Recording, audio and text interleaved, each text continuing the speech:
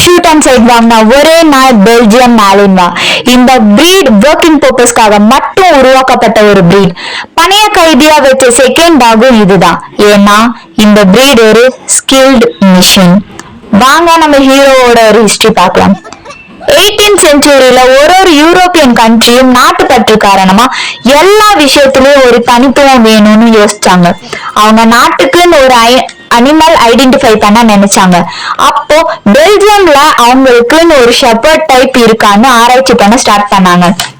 September 1891 Belgium shepherd club start பண்ணாங்க. எல்லா veterinary டாக்டர்ஸையும் ப்ரொஃபசர்ஸையும் கூப்பிட்டு மீட்டிங் அரேஞ்ச் பண்ணாங்க.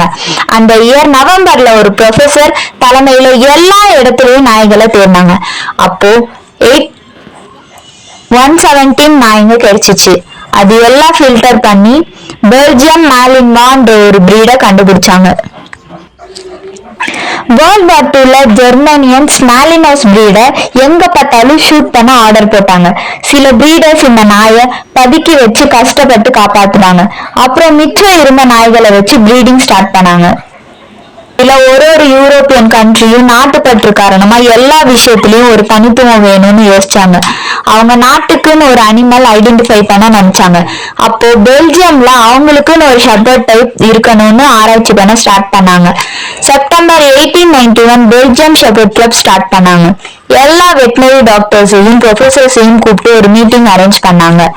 அதே இயர் நவம்பர்ல ஒரு ப்ரொஃபசர்ஸ் தலைமையில எல்லா இடத்துலயும் நாய்களை தேடினாங்க. அப்போ 117 நாய்ங்க கிடைச்சிச்சு.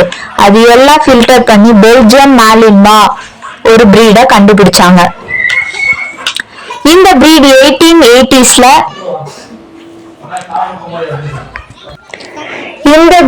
1880sல பெல்ஜியம்ல உருவாக்கப்பட்டது. ஒரு வேர்ல்ட் மசில் டாகா இருக்கு. இந்த breed 20 to 26 inches and 56 to 66 centimeterல இருக்கும். வெயிட் பாத்தீங்கன்னா 18 to 36 kg வரையும் இருக்கும். இந்த பிரீடுக்கு 2.5 to 5 centimeter long thick coat முடி வளரும். இது ஜெர்மன் ஷெப்பர்டுக்கும் மாலினோஸ்க்கும் என்ன டிஃபரன்ஸ் பாத்தீங்கன்னா, மாலினோஸ் சைஸ்ல ரொம்ப சின்னது. ஆனா ஜெர்மன் ஷெப்பர்டை விட ஸ்பீட் அண்ட் அக்ரெஷன் ஜாஸ்தி. இன்டெலிஜென்ஸ்ல 22nd பிளேஸ்ல இருக்கு.